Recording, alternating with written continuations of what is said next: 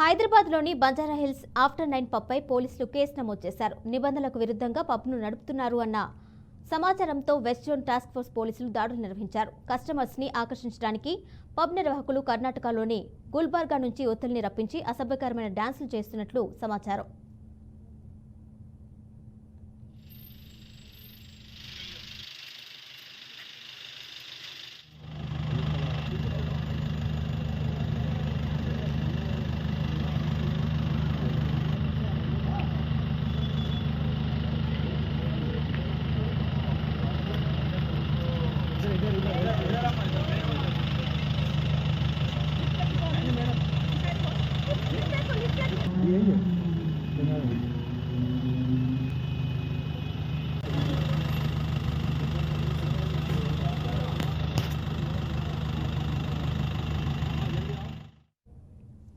Election code ఉన్న అర్ధరాత్రి వరకు బార్ పబ్ నిర్వహణపై పోలీసులు అభ్యంతరం తెలిపారు.